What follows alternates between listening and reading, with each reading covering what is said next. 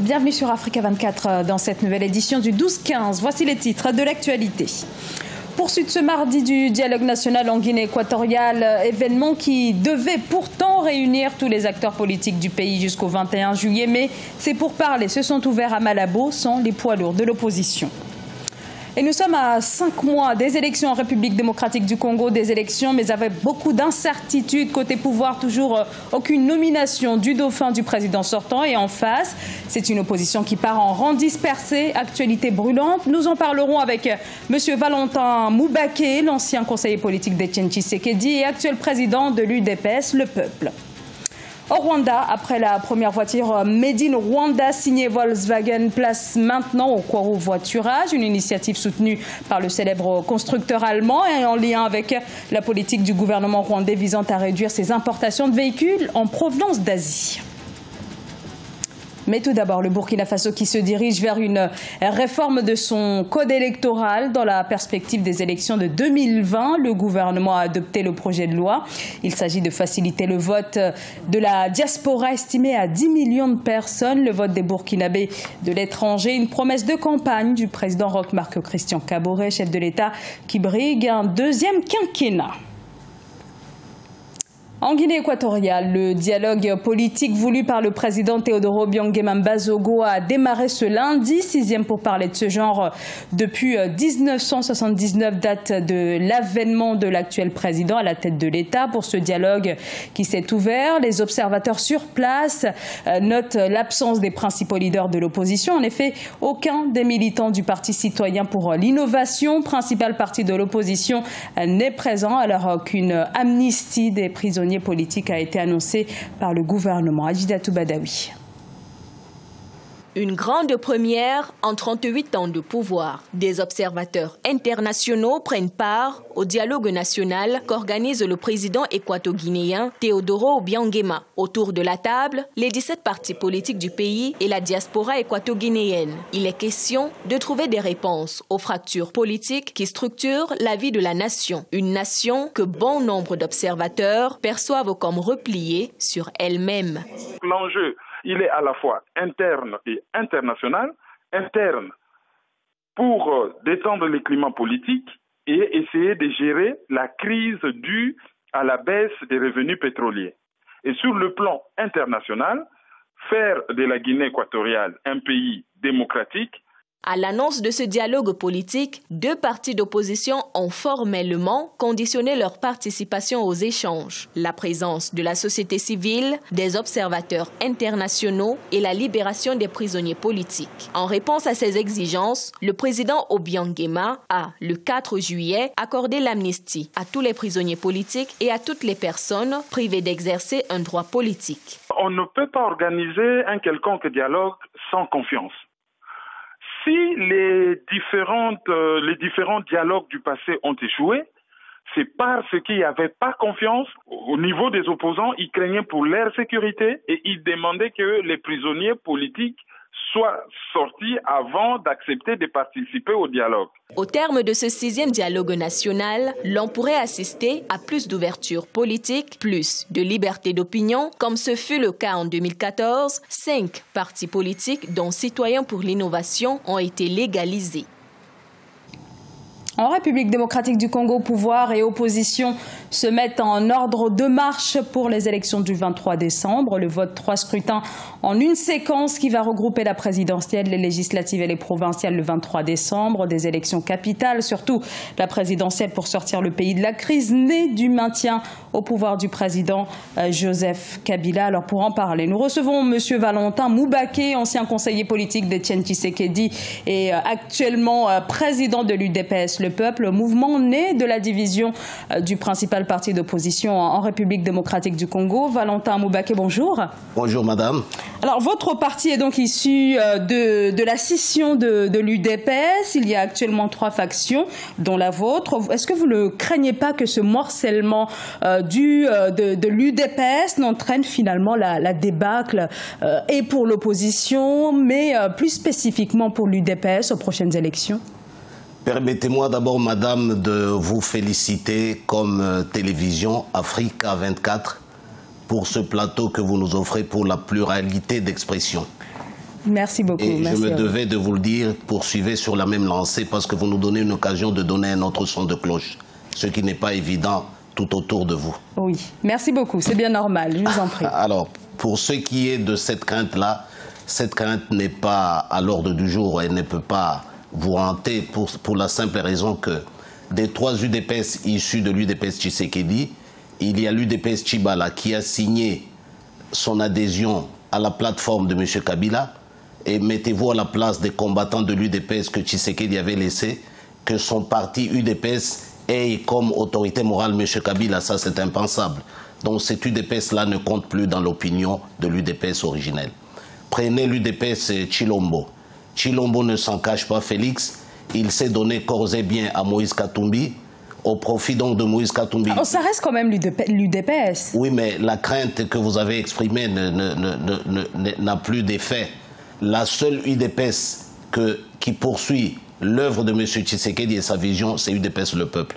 C'est la raison pour laquelle d'ailleurs nous avons créé cette UDPS-là, pour poursuivre la vision et l'œuvre de M. Tshisekedi. Alors, il y a quand même un morcellement de l'UDPS. Est-ce que cela ne va pas entraîner, comme je l'ai dit tout à l'heure, tout simplement la débâcle de l'ensemble du parti aux prochaines élections? Mais qui vote? Ce sont les combattants, les électeurs. Alors, vous partez quand même en rang dispersé. Oui, mais de l'autre côté, il n'y aura rien. C'est ce que je suis en train de vous exprimer. Je ne vois pas un combattant de l'UDPS digne de ce nom aller voter quelqu'un qui est sponsorisé par M. Kabila. C'est ça, Tchibala. Et de la même manière, l'UDPS n'a pas de candidat et désigne comme candidat Moïse Katumbi. Je ne vois pas un combattant. Alors il y a Félix Tshisekedi. Mais c'est justement de lui que je parle. C'est de lui que je parle. Il est allé chez Moïse Katumbi et Moïse Katumbi, c'est son candidat président de la République. Imaginez un peu. Alors, vous dites son candidat, mais Félix Tshisekedi a également sa propre candidature pour ces élections, notamment à la présidentielle. J'aimerais bien le voir dire cela ouvertement et à haute voix. Alors, est-ce que cette déliquescence de l'opposition n'est pas finalement une aubaine pour Jean-Pierre Bemba? Bon, d'abord, pour Kabila, comme vous disiez, je ne crois pas que ce soit un avantage pour M. Kabila. Rappelez-vous, en 2011, M. Tshisekedi a gagné seul les élections haut la main. De la même manière, M. Bemba arrive. M. Bemba a un parti politique, un parti politique qu'il a investi, oui, mais son parti politique n'a plus, il me semble, la même envergure qu'il y a 10 années avant qu'il n'aille à la CPI. Et donc, de ce côté-là aussi, nous n'avons pas beaucoup de crainte. Alors, vous répondez quoi à ceux qui pensent que Jean-Pierre Bemba est le mieux placé pour porter les couleurs de l'opposition?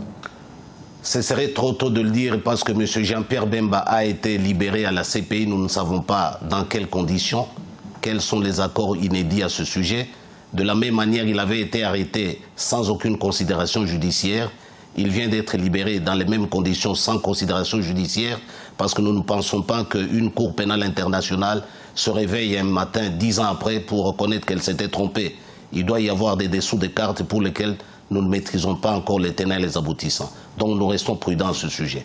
Alors l'UDPS, le peuple, vous dirigez donc vers cette élection présidentielle. Qu'est-ce que vous proposez aux Congolais de différent, par exemple, que les autres factions de l'UDPS? D'abord, pour ce processus électoral auquel nous ne croyons pas, nous nous sommes désengagés officiellement. Nous avons fait un communiqué par lequel nous avons exprimé notre désaccord avec ce qui se passe.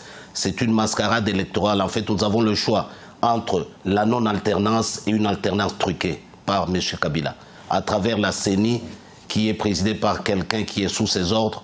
Et donc, il nous amène une machine à voter, en fait une machine à voler les voix. Il nous amène un fichier électoral corrompu avec 16 millions d'électeurs non identifiés. Nous pensons que ce n'est pas un processus électoral normal. Il est vicié et donc nous n'allons pas nous présenter dans ce processus-là. Alors, un vote, des élections avec beaucoup d'incertitudes. Vous l'avez dit, on a ces divergences autour de la machine à voter, mais également le coût de ce scrutin. Également les différents partis politiques qui font quand même assez débat. Est-ce que vous y croyez véritablement à la tenue de ces élections? Nous ne pensons pas que M. Kabila soit capable d'organiser des élections tout court dans ce pays-là, et encore moins des élections transparentes. Il a démontré en 2016, son mandat a pris fin. Nous avons signé un accord le 31 décembre 2016 qui balisait la voie de gestion du pays. Pendant l'année 2017, il n'y a pas eu élection. L'Assemblée nationale est fin mandat depuis février 2017. Le Sénat est fin mandat depuis 2011. Donc aucune institution en mandat électoral n'est légitime dans ce pays-là. Et donc M. Kabila ne fera pas exception parce que toutes ces institutions-là reçoivent ces aubaines-là de la part de M. Kabila. Et donc c'est tout un bloc, un système politique qui est là, non pas pour prôner l'alternance, en tout cas pas pour la favoriser. Donc les élections le 23 décembre, vous n'y croyez pas? Nous n'y croyons pas. Toutes ces embûches que vous voyez, machines à voter, fichiers corrompus et j'en passe, ce sont des obstacles érigés par le système actuel pour qu'il n'y ait pas élection. Valentin Moubaké, merci beaucoup d'avoir été notre invité dans ce 12-15. Je rappelle que vous êtes l'ancien conseiller politique d'Étienne Tshisekedi et actuellement l'UDPS, le peuple. Merci beaucoup. C'est moi qui remercie Africa 24 encore une fois. Merci beaucoup. À bientôt, monsieur Moubaké. Les constructeurs automobiles à l'assaut du marché africain, un nouveau marché au potentiel énorme, et les groupes automobiles franchissent de plus en plus le pas d'une implantation industrielle. C'est notamment le cas en Afrique de l'Est où Volkswagen étend progressivement sa présence. Au Rwanda par exemple, le constructeur allemand qui a lancé la première voiture Made in Rwanda introduit désormais le service de covoiturage. Reportage Fraternunda Kaisenga. Le programme de covoiturage et de partage de voitures au Rwanda a été conçu par le fabricant automobile allemand Volkswagen comme une solution au problème de transport à Kigali, la capitale rwandaise. Ce programme a été révélé lors du lancement de la première voiture assemblée au Rwanda vers la fin du mois de juin 2018. Le premier service dans ce programme sera le partage de voitures pour les entreprises, les institutions publiques et privées et les organisations non gouvernementales. On va commencer avec 40 voitures pour atteindre 140 par après. Nous comptons également introduire le service de covoiturage avec une flotte de 150 voitures. En 2019, nous allons lancer le covoiturage public. Le programme sera géré à partir d'une application mobile qui a été développée par une start-up locale au Samiti Lab. Le modèle pourra s'exporter vers d'autres pays africains s'il s'avère efficace selon ses concepteurs, car il compte parmi les premiers essais sur le continent. La triste réalité est que tout le monde ne peut pas avoir les moyens d'acheter une voiture et si c'était possible, il y aurait de l'encombrement sur nos routes. Un autre constat est que selon les statistiques, une voiture est garée à 80% pendant sa durée de vie. Alors l'idée de ce système est de donner la chance à tout le monde d'avoir une voiture au moment opportun et c'est plus abordable car c'est payable par rapport au temps utilisé. Après avoir utilisé le véhicule, l'utilisateur devra le garer à un parking désigné pour servir l'utilisateur suivant. Avec ce programme, le Rwanda entend aussi diminuer le nombre de voitures d'occasion importées selon les autorités rwandaises. Un retour à présent sur la 11e édition du tournoi de lutte africaine de la CEDEAO avec la finale qui s'est tenue ce 15 juillet au stade municipal de Niamey au Niger. Finale très disputée qui s'est terminée par la victoire du Sénégal face au Niger. Le résumé de cette journée dans ce reportage de Sadou Alizé Mouktar. Le Sénégal vient une fois de plus de démontrer qu'il reste toujours leader en lutte traditionnelle dans l'espace de la communauté économique des États de l'Afrique de l'Ouest. Cette suprématie, le Sénégal l'a prouvé en remportant la 11e édition du tournoi de lutte Tolac édition 2018 en battant le Niger. Toujours j'ai dit, il n'y a pas de vainqueur ni vaincu. Parce que le Sénégal et le Niger, nous sommes tous des Africains.